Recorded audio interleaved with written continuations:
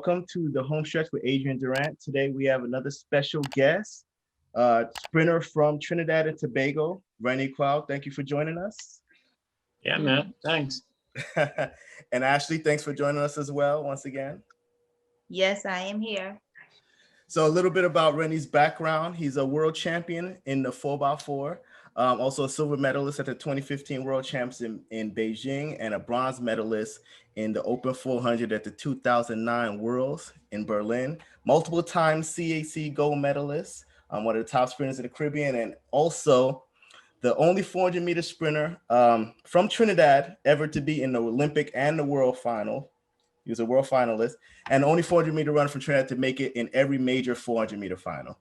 All right, so impressive resume. Personal best in the 400 of 44:53. So, Rennie, how'd you get started in track and field? How'd I get started? Yeah, what got you going? Yeah, you got to take us back. Oh shoot, this is way back, but it's all right. I got time. But let me see. It started when I was like 9. You know, I saw my best friend running, and I've never seen anyone move that fast before, and I wanted to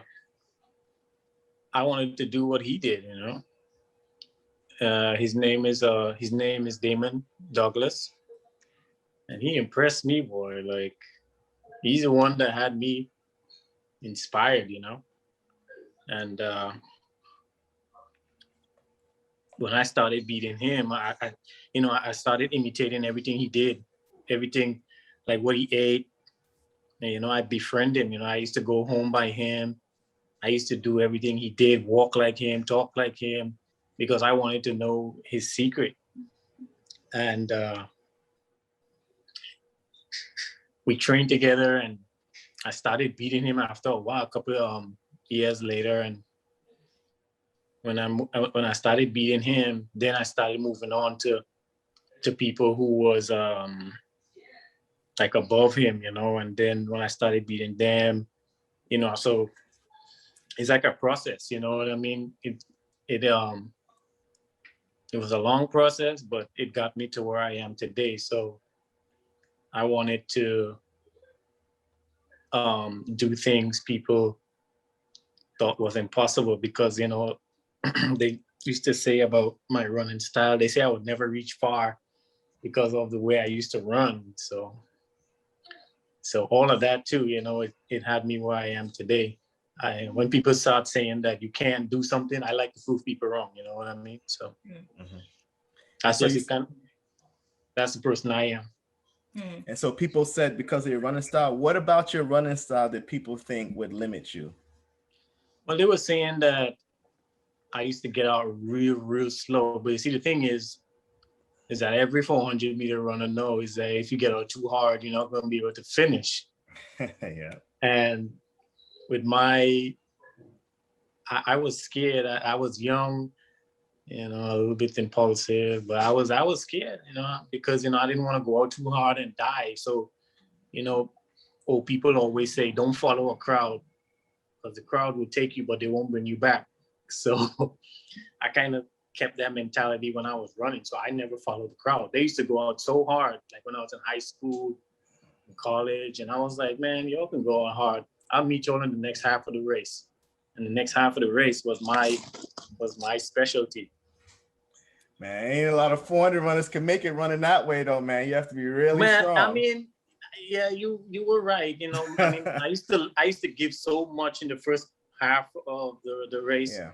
But as I get older, I started to trust in my training and, you know, listen to my coach more.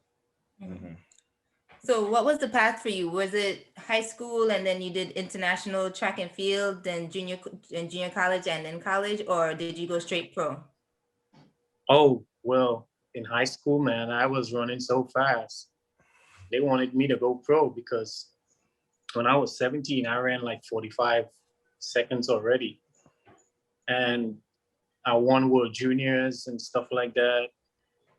But the thing is, I remember me winning World Juniors. I remember Spencer, the Adidas guy, the head of Adidas at the time. he wanted to offer me a contract. And I didn't know nothing about contracts. So I was like, you know what? Let me go to college for like 2 years, get some intel, get some knowledge and stuff like that, because I don't want to jump into something that I don't really understand, you know? Mm-hmm.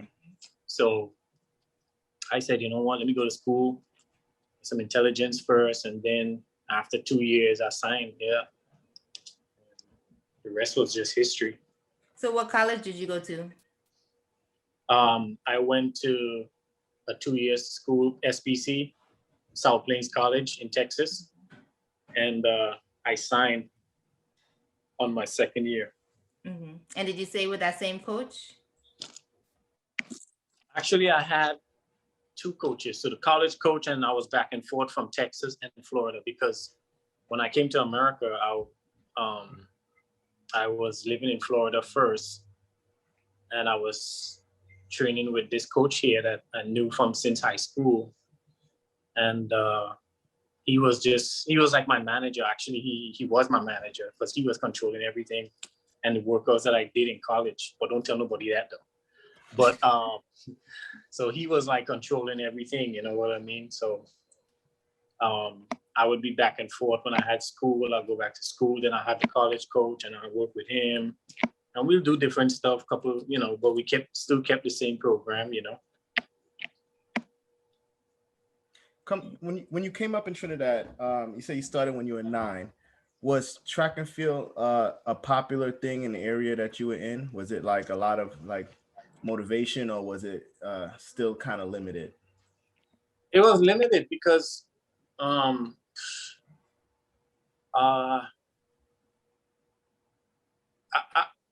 at that time, I was involved in other sports like table tennis and, football. Mm-hmm. But like I said, when I saw this guy ran, I told you I wanted to be like him. Like, he changed my whole life, the way I think and stuff like that. He changed everything for me. So even to this day, I even tell him thanks. And the rest was history after that. But it had other sports that I could have done, but I don't think I would have been where I am today if it wasn't for track and field. Mm-hmm. You understand what I'm saying? It sounded like track and field. So going to Juco, so track and field was a path. Was it a path for you out of Trinidad? Were there a lot of? Yeah. Because if it wasn't for track, I don't think I would be here where I am today, right now. Mm-hmm. So thank God for that. Yeah, because I always talk about how track is like an opportunity sport. You don't have to have a lot of money to do track. You don't have to have a expensive equipment like it's golf or other sports where you really have to have money to do. And so track, if you have your 2 feet, you have an opportunity to prove how fast you are. And I know coming up on St. Croix was like being able to travel to the different islands and stuff. For me, that was a big piece of it for me, motivation, seeing the other islands, going over to the BVI and competing with them, and even going to Trinidad and competing. It was a big deal for me.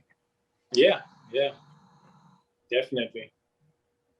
We'll edit this part, but you guys hear like a knocking?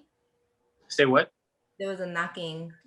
I don't know if you could hear it, Adrian. No, I couldn't hear it. Oh, okay. So that might just be me, but hold the camera still and look at the camera, Rennie. And I know you're hungry, but I know you got more personality than this. He just said he cooked. He just finished cooking, right? Yeah, he got me hungry because this man don't talk like this. Well, he was reminiscing just now on all the traveling. I could see it in his face. Yeah. I was kind of like, you're right. I was thinking I had to go way back because I had to, Do you remember your first big trip? Yeah, man. My first big one was at World Juniors when I was 16 years old. Mm. Man, that was the first time I met LaShawn. I met Aries Merritt. Man, it was amazing. Natasha Hastings. Wait, what was that one? What was that meet? Was that Jamaica? That was in Italy. Oh, okay.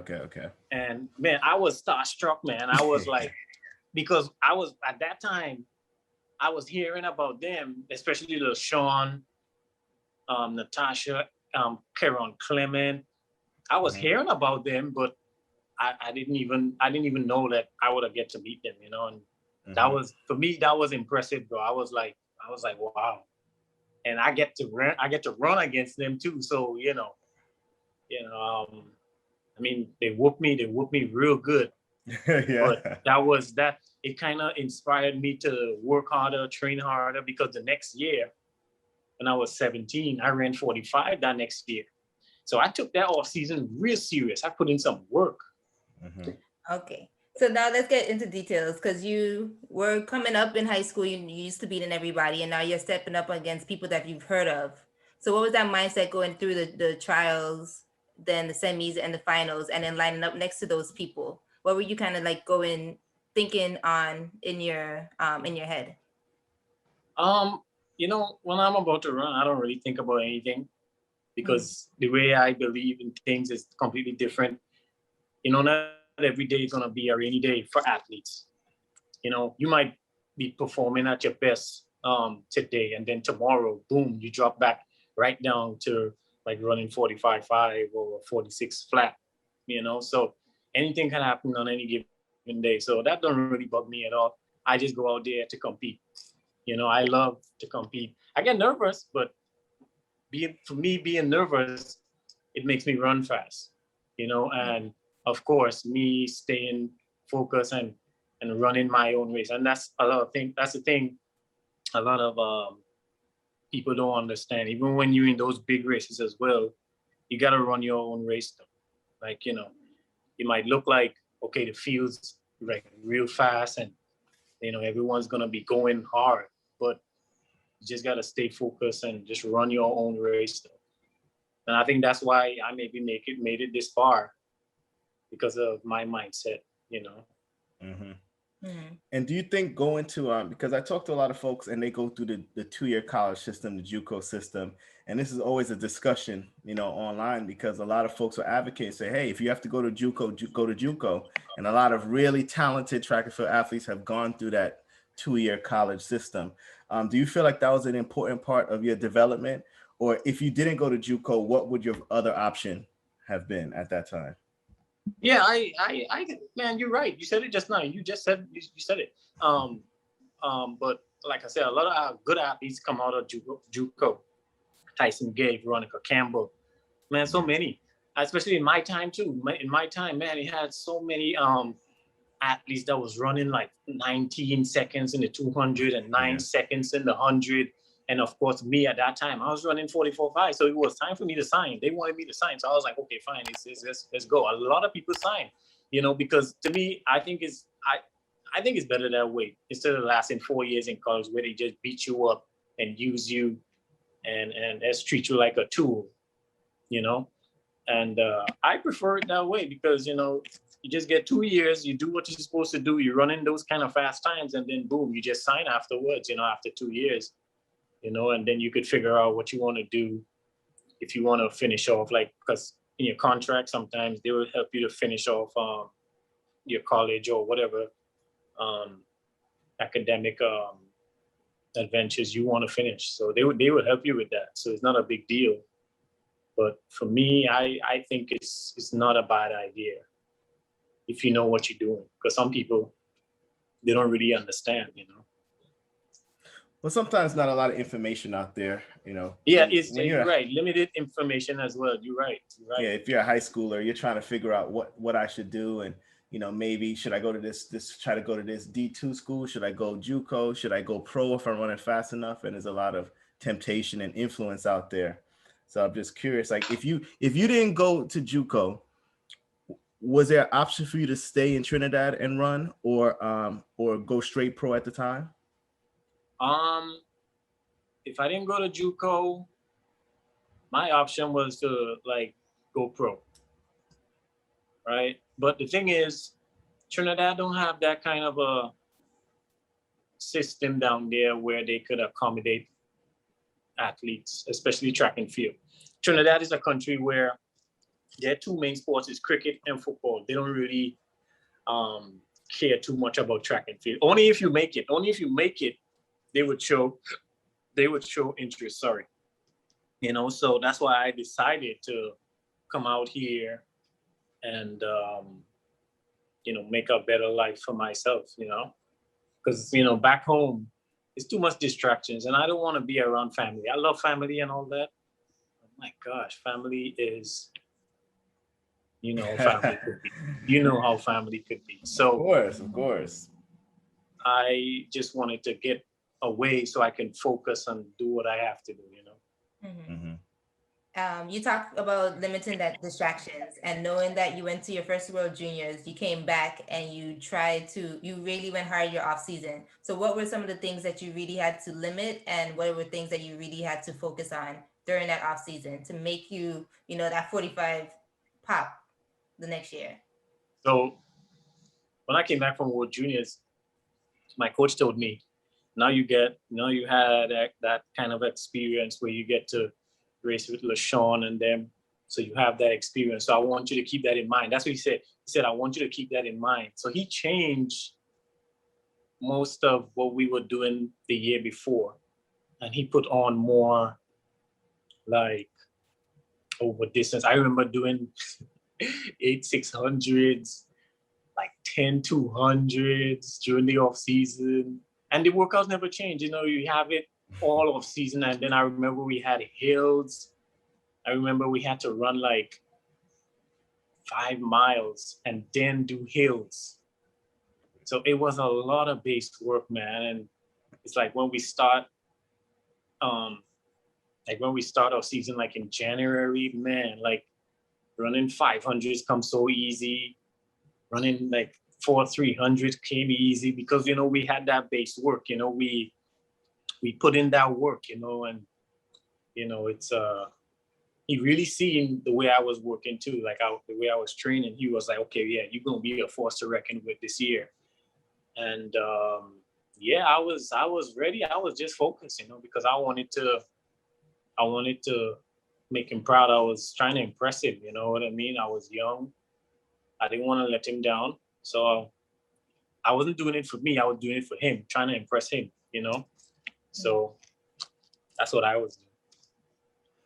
In your career as an athlete, what would you say was one of the most difficult things that you've had to overcome?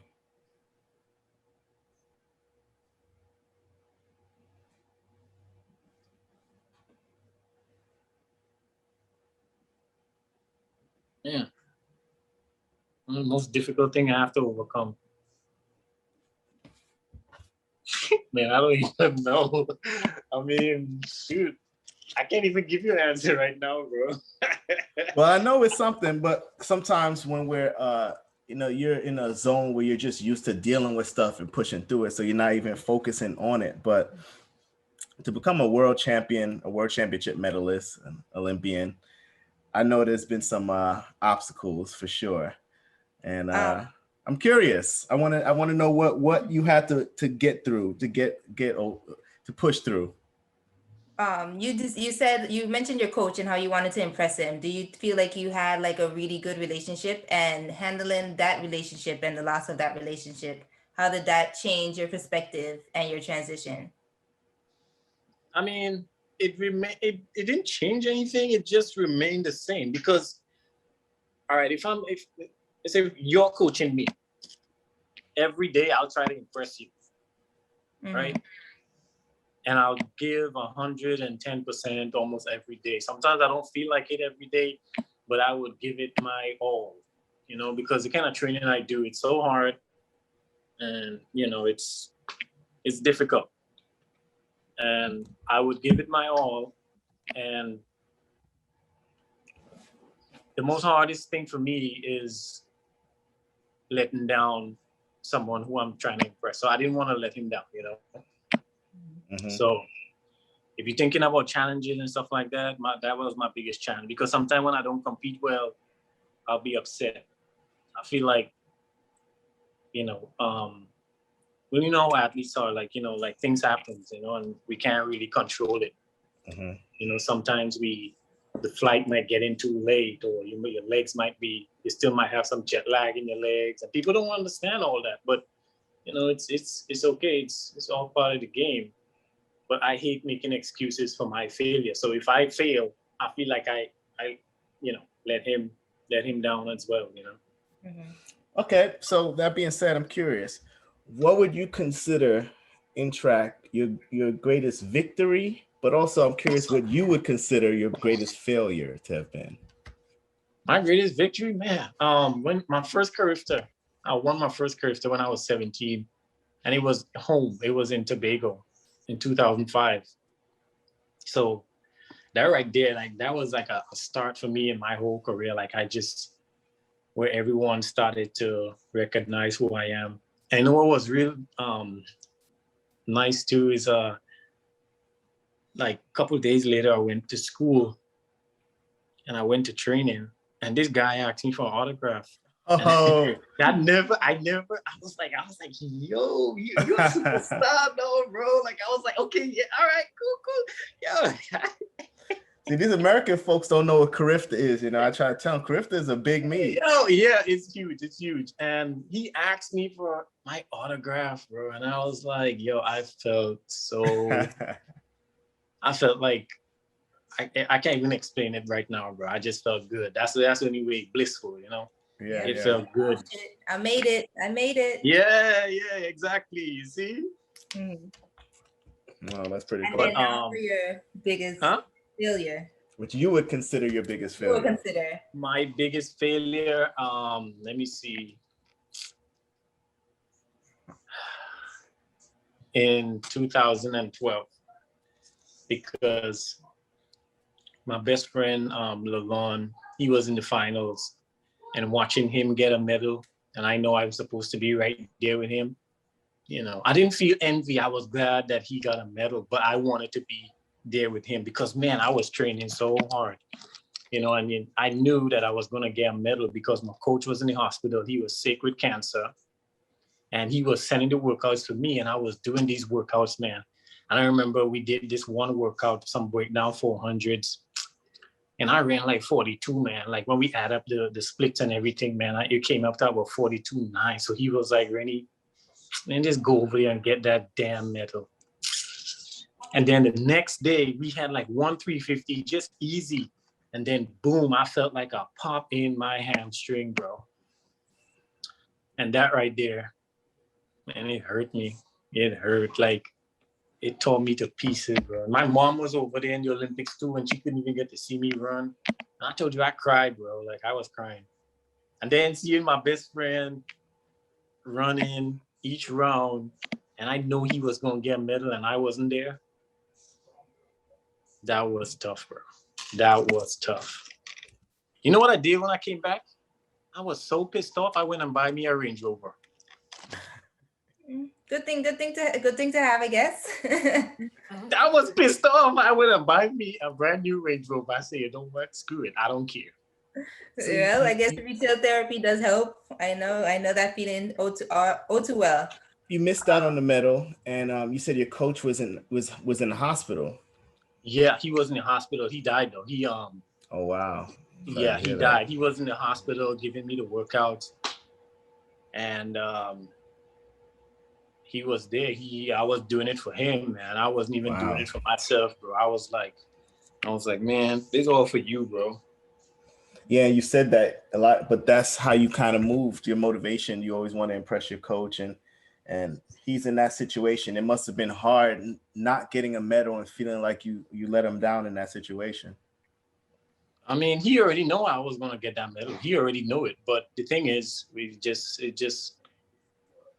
this unfortunate thing just happened. So, even thinking about it right now, I still feel heartbroken. You know, I don't even think I ever recovered from 2012. As far as your leg? Huh? As far as your leg or mentally? Like mentally, yeah. But even in 2012, because I know during that year your coach died, and that's what I was talking about with the transition, because you had to go to a new coach and just dealing with that loss of someone that you cared for and wanted to impress so much. What was that like? It was tough because I wanted to quit. I was in 2013. I wanted to quit. I didn't care about track no more. I was like, I wasn't motivated no more. Like, I wanted to quit.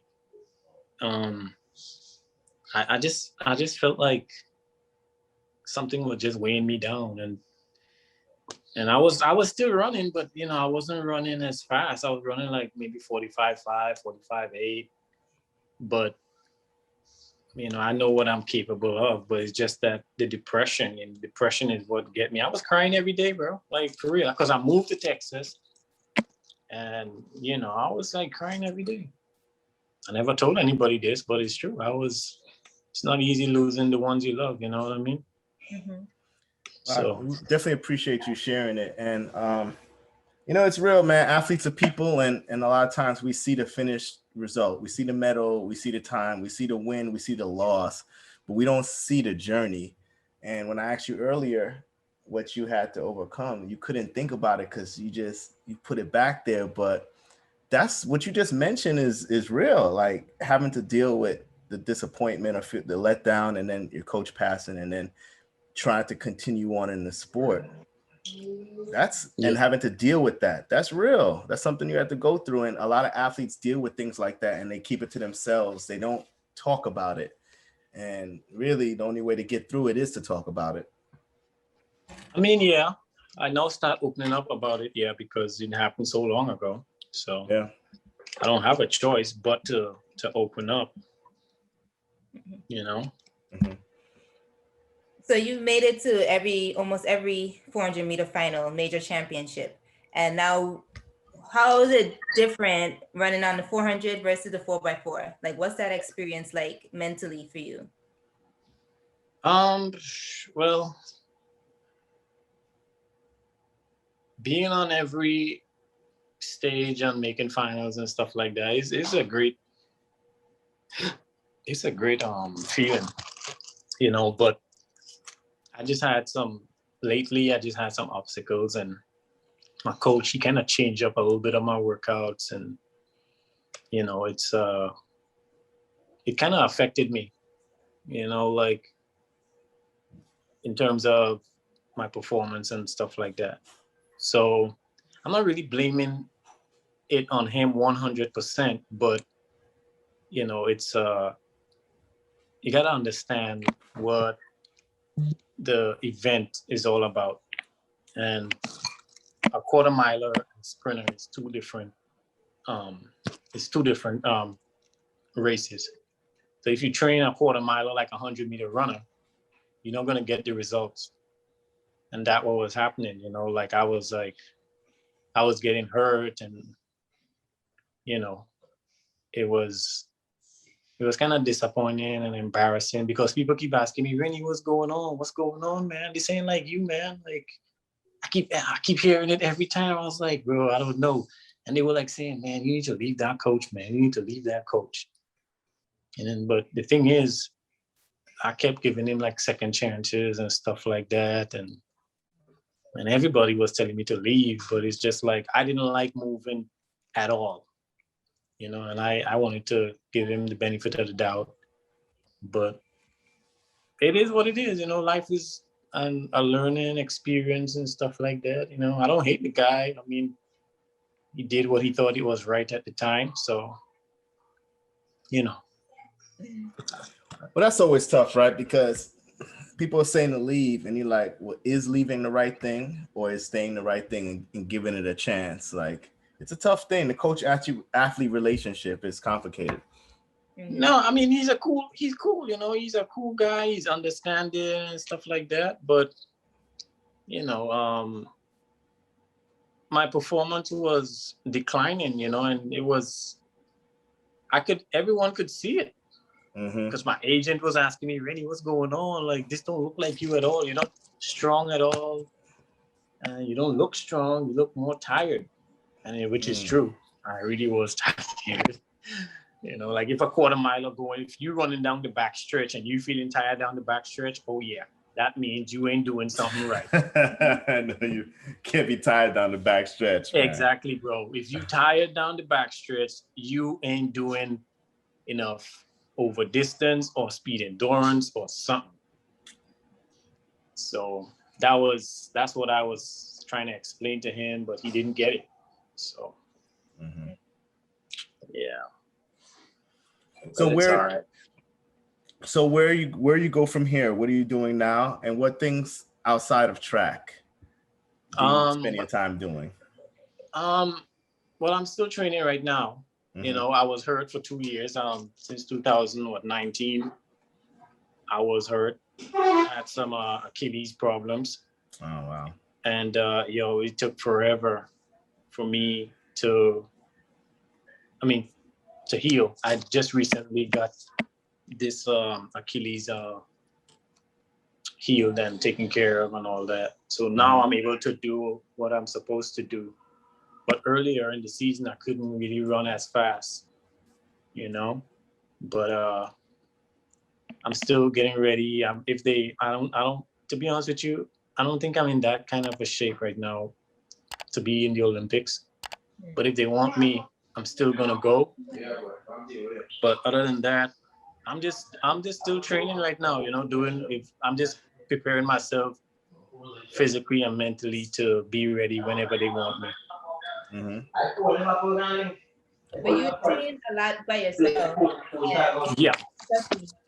That could be hard, especially as a quarter miler, the type of workouts you have to go through. What keeps you motivated to push yourself that much when no one's watching? Well, hold on, Ashley. Hold on. Let's ask that again. We'll just cut that part because the background sound is too loud. Like whoever's talking in your background, they're real loud. Yeah. You can hear that? Yeah, hold on. Let's let them. Yeah, because they're taking over the whole feed. We'll edit this. We'll just edit this part out.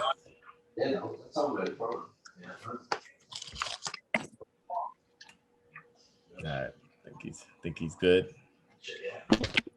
Is it good now? Okay, so nah.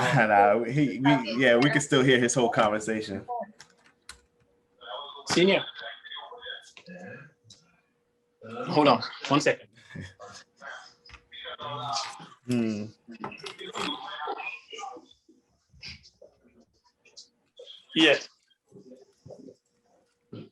Yeah, sorry about that.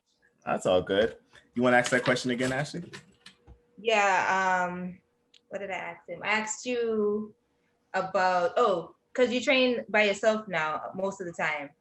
How is that? Because it can be grueling, especially training as a quarter mile and put yourself through those type of workouts. What keeps you motivated, and how do you, do it when no one's watching? Like, what do you tap into? Well, in track and field, one thing I learned from real early, even from high school, is that sometimes when my coach is not there, he would send me workouts and I'll just do it. So from back then till now, I developed something called self-discipline. And that's something that you have to have no matter what. And sometimes I remember when I was getting ready for World Juniors, he wasn't there for like 2 weeks, 3 weeks. And even when I was in China at the time, he wasn't there. He just told me what to do and I did it. How fast, how to run, and I just did it. I don't need someone to be there around me all the time to make sure I'm doing what I'm supposed to do. I'm self-disciplined, self-sufficient, so I know what I'm supposed to do. And that right there, that's what develops a champion actually. So even at this age right now that I am, I'm training by myself, coaching myself, because I have the book, a schedule that me and Wayne used to do. So I have the program. So all I need to do is just follow the regimen and do everything the book says. And it's easy. Well, easy for you. Yeah. Easy for me. Yeah, because we always say in coaching, like it's what you do when the coach isn't looking that matters, and that's the part where people tend to slack off. Coach ain't looking, you do one less rep, you don't run as hard as you're supposed to. So it does take a lot of discipline to go out there on your own and do the work at a high level. So that's a special characteristic you have, because it's tough. No, well, I'm a high school coach. He taught me that though. He said, I remember him saying a couple of times, he said, if I'm not here, you're going to have to be disciplined enough to do the workouts. You want to be the best, you're going to have to do the workouts by yourself sometimes. That's what he said. And I just kept that in mind. And you know, I wanted to be the best. I wanted to be good. I wanted my name to be known. I wanted to sign more autographs. Yeah. Well, that when I was younger, though, you know. I'm sure you sign autographs when you're back home. Oh yeah, they crazy back home, man. I'll be hiding from them. Yeah. So now, what piece of advice would you tell your younger self if you had the chance? Say what now? Having such a long career, what is one piece of advice that you would tell your younger self? Take care of your body. You know, because if you don't take care of your body, you're not going to last this long. You know what I mean? Let me tell you, I've seen so many athletes over the years come and go.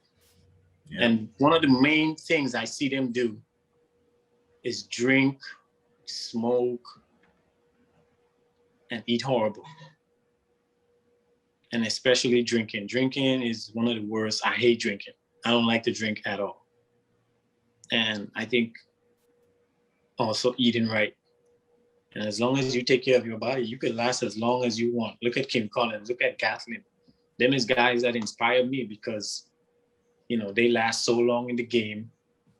And, you know, like I said, it's how you treat your body. You ain't got no cutoff date in track and field. Some people always think when they hit 30 or a certain age or whatever, they say, oh, it's time for me to pack up. You don't have to pack up because what?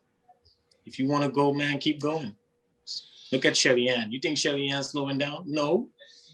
She have a purpose. There's a purpose why people do things. You know, she's doing it because of her son. You know, she wants her son to see her do well. You know what I mean? So my purpose is my family. I'm not doing it for me. I'm doing it for them. Mm-hmm. You know, so that's just how I think, you know. No, absolutely. Taking care of your body. There are a lot of folks, like you said, who come in the sport and they'll drop a blazing time one year and then you never hear from them again. There's no longevity. You're absolutely right about a lot of athletes who rely on natural talent. So they were so good in high school and maybe they were good in college and they were able to drink. They were able to party. They were able to stay up late, able to eat McDonald's and still run fast times. And then, you know, and you might be able to do that at 22 and 23. But once you get to around 30, you know, your body's like, hey, man, it's not the same thing. And, you know, you're going to see yourself with a lot more injuries and because those things do beat up your body. And when you're training at a high level, you beat up your body enough. So what you start doing is you're just not recovering. You're just not recovering from your workouts if you're up doing all that stuff. So you're absolutely right. If you want to last a long time in the sport, any sport, you have to be disciplined about your lifestyle. For sure. That is true. And you're right. A lot of folks in the game, they're not disciplined about their lifestyle. When I talk to non-track people, they're surprised to hear that, you know, in track, there's a lot of folks at a high level who drink and do all kind of stuff. And you're like, and some of these folks are, you know, they're phenoms. They're naturally just amazing athletes. And you see, they do it because their friends do it.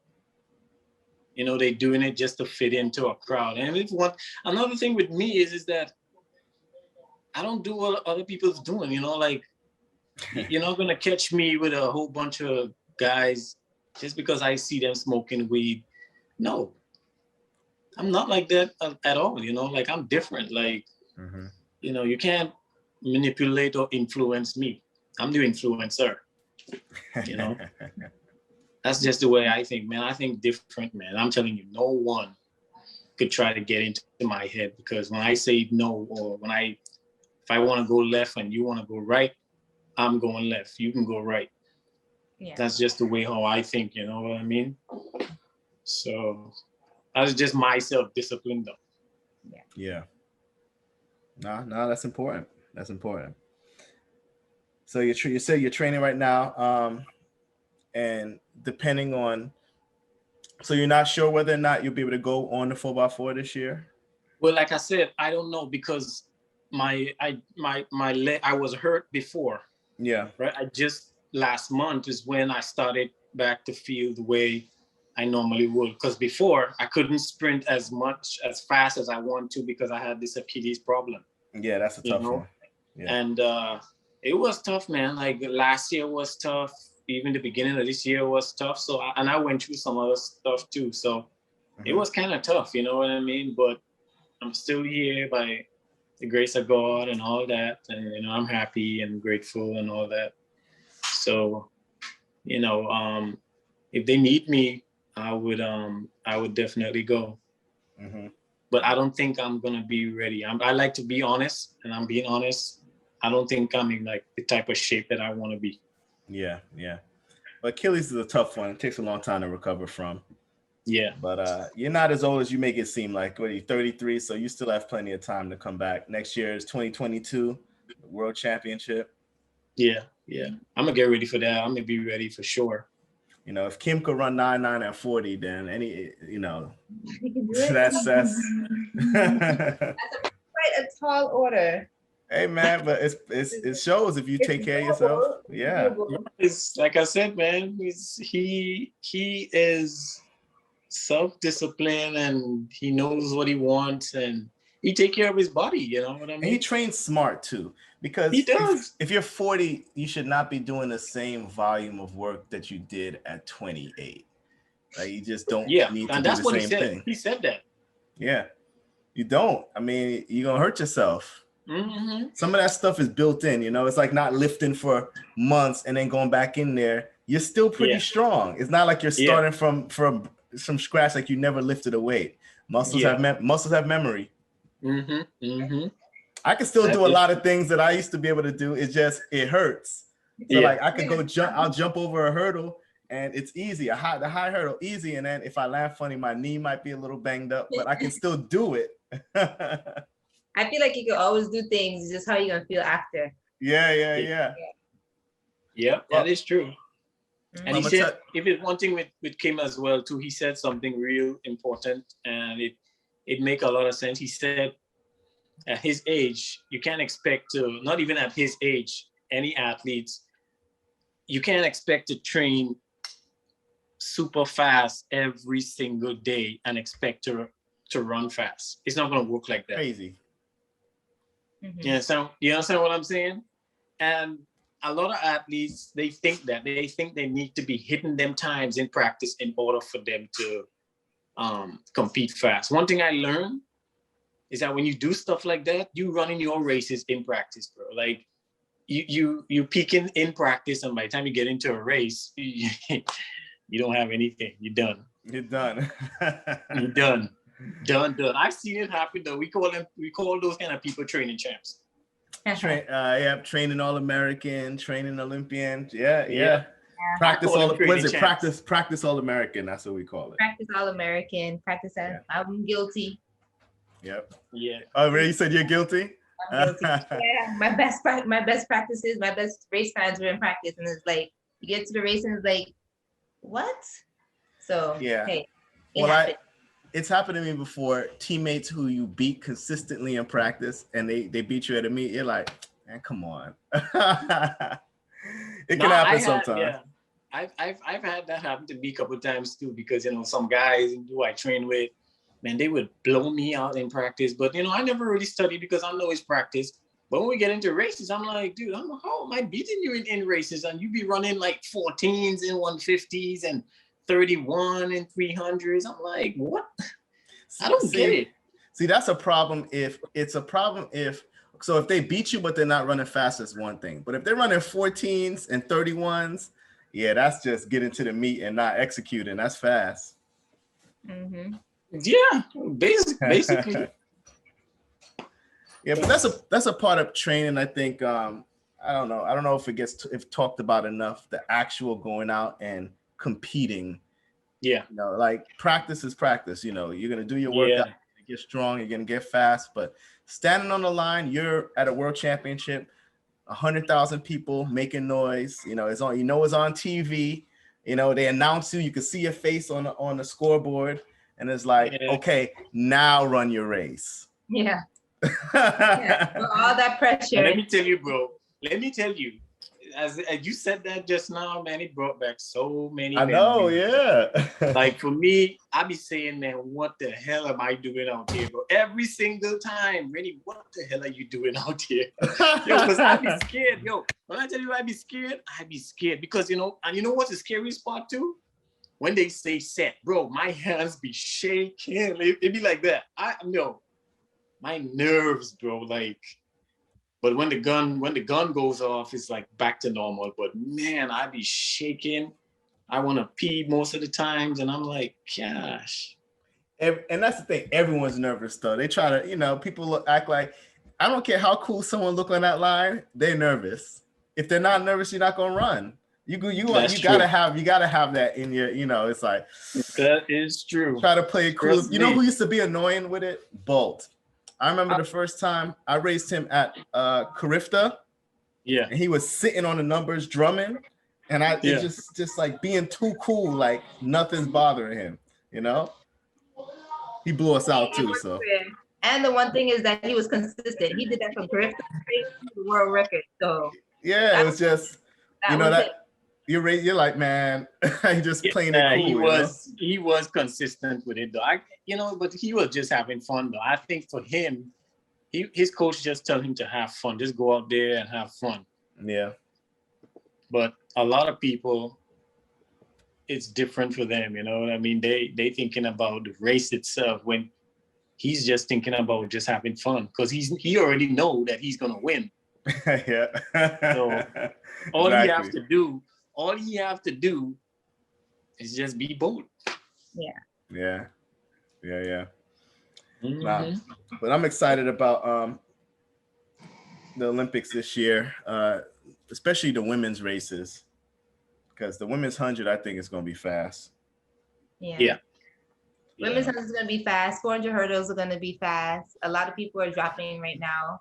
Yeah. And I don't think 400 meter hurdles is about to be crazy. I feel like the world record is going to be broken in the 400 meter hurdles, women and men again. Yeah. And then I have bets that the 100 will go down too. The women 100. The record? Yeah. I think it'll be a 10. I'll say 10:55 for Shelly Ann. For Shelly Ann, I think she'll win it with a 10:55. I think Sha'Carri gets second with a 10:57, and then that close. 57-58. Yeah. I think so. Yeah, I give her that. 10-4 that's on another planet. And you think that they will Sharika won't sneak in there? Yeah, but I just see those two as being 1-2. Okay. I see Shelly Ann, Fraser Price, and Sha'Carri Richardson going 1-2. They just look too good to me right now. Not Sha'Carri though. I don't see her in the really. Nah, bro. Ooh, no. She's too consistent. Do you think there's gonna be a Jamaican sweep? No way. Well, I don't think Sha'Carri is gonna come second though. I think she's gonna come like way down there. I think the pressure gonna get to her. Way. I think the fact that we don't have spectators this year is gonna play in her favor. I don't think because I think well, you never know. You never know once Olympics come. But the Jamaicans next to her, that would definitely be a mental case. But I think that she'll get a medal. No, the reason why I say I don't think she's gonna be next to Shelly Ann is because she's not in the U.S. no more. When she's in the U.S. trials, she was doing that to hype up the crowd. So her parents was there, but out there, she's all alone. Mm-hmm. She's all alone. You know what I mean? So I think the pressure is gonna get to her. So I don't see her. To be honest with you, I don't see her getting a medal because there's other. Look at Blessings, bro. Look at Blessings. I had Blessing for third. Well, yeah, Blessings. It have that girl from London, the British girl. They have so many other girls who I think gonna do better. I don't think Blessing's gonna beat Sha'Carri. But we'll see. We'll see. Yeah. It's gonna be nice. I don't think anyone's beating Shelly Ann. I don't think anyone's either. Like not beating her. I think the girls doing way better than the guys like right now. Like the guys' events, I don't think it's that hot like that. Is that great right now? Nah, man. The hurdles. Woo. Grant Holloway 1281. That was spectacular. It was spectacular. It's just like that's one person, and then you Yeah, see and then Rye Benjamin, the Olympic team. So it's like, okay, it's gonna be Grant, and then that's it, because you don't have that. Well, however, I don't know if he didn't make the Olympic team, because as the reigning Olympic medalist, I thought you get a bye, but I don't know. I'm not sure. Not sure, but it's gonna look like for the 110 hurdles, it's gonna be Grant by himself, and everyone else is gonna be just like fighting for second, like a distant second. And the 400 hurdle is gonna be really, really good. I think Rye and Warlord is gonna go for that record. The next two places though is still something to watch, because it has Santos just ran under the PB today. Kyron is in there in the lab, so you do not count him out. Team BVI all the way. And then it has Samba, who ran once, but you never know what he's doing down there in Qatar. And who else we have? That's who I got. The three. Those is gonna be hard. Don't forget what's happening behind. So who do we have for the women's 200? Because I have Gabby.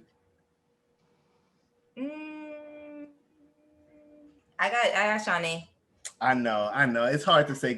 That's a tough one, because Wait, Shawnee doing the 4 and the 2? Shawnee's doing the 2. I think she's doing the 2. I think she's doing the 2. I think she was in between because she had got hurt. But if Shawnee's in the 2 and she's ready to do the 2, she's a hard person to beat. Yeah. Okay. Well, yeah. If she's in the 2, running the 200 alone, I'll say Shawnee and that girl, that the other girl you just called just Gabby Thomas. Yeah. Yeah.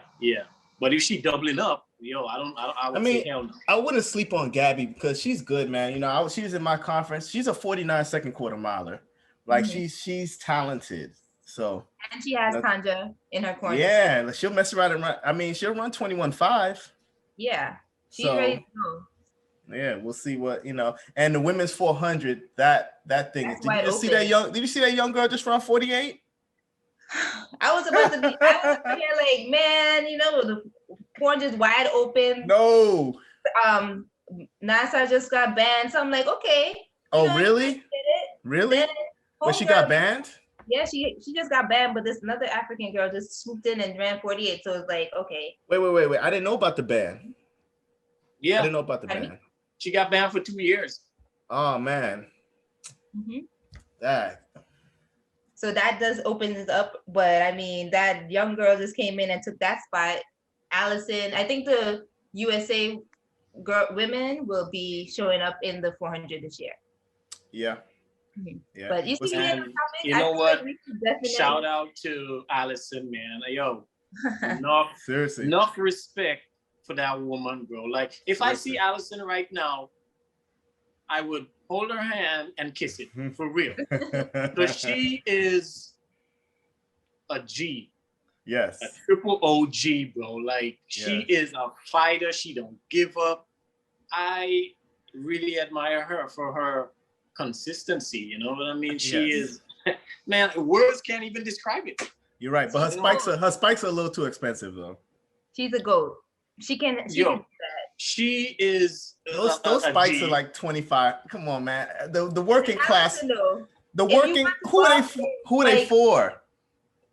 If Allyson wants to make spikes, they gotta be 2,500. No, it can't, man. Come on. Okay, how much is it? It's like 2,500. You want to buy your daughter Allyson spikes? You're not going to drop 2,500. Is that expensive? That's what I heard. Please believe somebody's going to buy it. You got to have a working class version, man, for the regular people who want. I support, but everyone can't afford that. So, like, let me tell you, she's doing that because Nike dropped her, and I don't give her wrong at all. Nah, she should make her money. You just got to have like a budget version too, though. Because everyone's gonna want them. Yeah.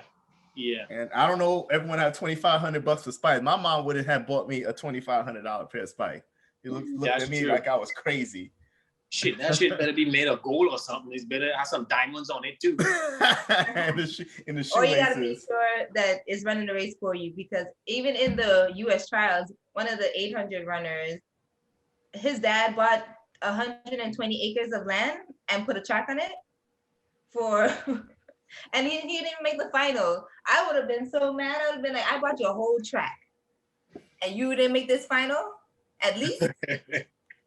So how's Trinidad's team doing? Because at one point, I mean, Trinidad being a small place, man, whew, you know, had one of the strongest teams you could think of.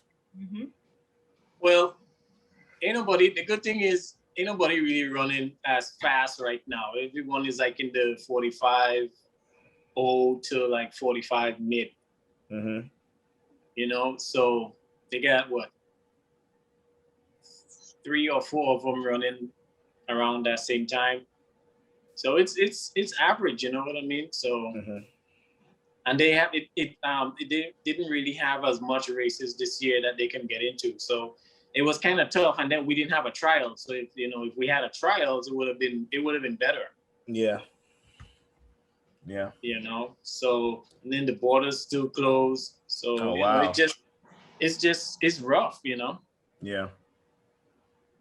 Yeah. But I like the commentary on this this podcast though. We should definitely we got to talk some more track, right? Yeah, we gotta try to talk some more track. Watch the races. Definitely exciting. But Rennie, well, we're gonna come back and revisit this because we're gonna see who wins this women's 100, right? So Oh yeah. And who gets second? Because I'm still sees whose theory is right. Yeah, because I'm Sha'Carri Richardson for second all day, and I can't go as far to say as I want her to win it because I'm still from the Caribbean. I still like Jamaica, and still Shelly Ann is a G, so I gotta I don't see how anyone's catching her. I think she's gonna get out the blocks and it's over. Mm-hmm. Yeah. She's just too ballistic out the back, so you know. But Rennie, appreciate you coming on and talking to us, man, and sharing your perspective and your journey. Yeah, man. Thanks. Definitely wish you all the best in the future. Gonna be looking out for you, man. And appreciate it. Absolutely. We'll catch up again. Let this man go get some food. Yeah. He said, wait, didn't he cook? He cooked an hour ago. Hopefully some Trini food and not American. Yeah. I made some pilau. So yeah. Oh. All right, brother. Appreciate it, man. All right, man. All right. Take care. Thanks a lot. Hey, no problem. Thank you. All right. All right.